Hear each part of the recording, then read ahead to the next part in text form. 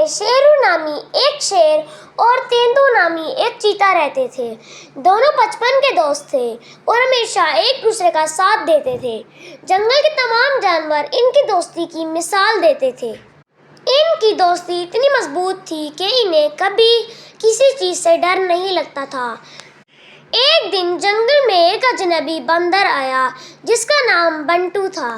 بنٹو بہت چالاک اور مکار تھا۔ وہ جنگل کے جانوروں کے درمیان فتنہ پیدا کرنے میں ماہر تھا۔ اس نے شیرو اور تیندو کی دوستی کو توڑنے کی کوشش کرنے کا فیصلہ کیا۔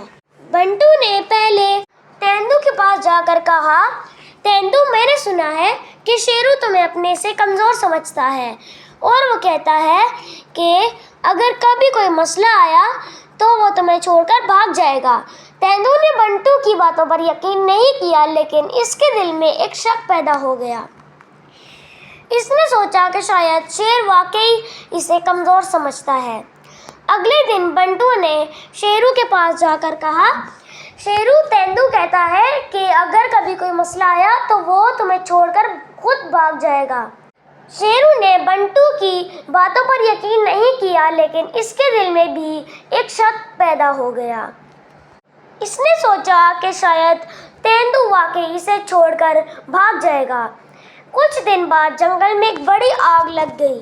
تمام جانور اپنی جان بچانے کے لیے بھاگنے لگے۔ شیرو اور تیندو بھی اپنی جان بچانے کے لیے بھاگے۔ اسی دوران تیندو ایک گڑھے میں گر گیا اور مدد کے لیے پکارنے لگا۔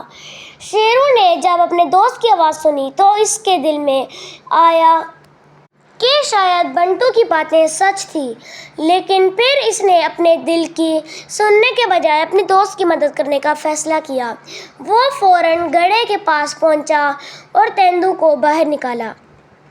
آگ سے بچنے کے بعد شیرو اور تیندو نے بنٹو کو پکڑ لیا اور اسے جنگل سے نکال دیا۔ اس کے بعد انہوں نے اپنی دوستی پر کسی بھی شک کو جگہ نہیں دی۔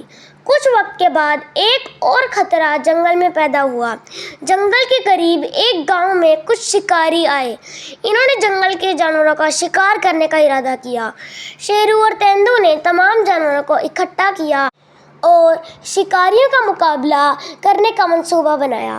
انہوں نے ایک دوسرے پر بھروسہ کرتے ہوئے شکاریوں کا مقابلہ کیا اور انہیں جنگل سے بھگا دیا۔ جنگل کے تمام جانوروں نے ان کی بہادری اور دوستی کی تعریف کی۔ دوستوں، میں شک اور غلط فہمیوں کو جگہ نہیں دینی چاہیے۔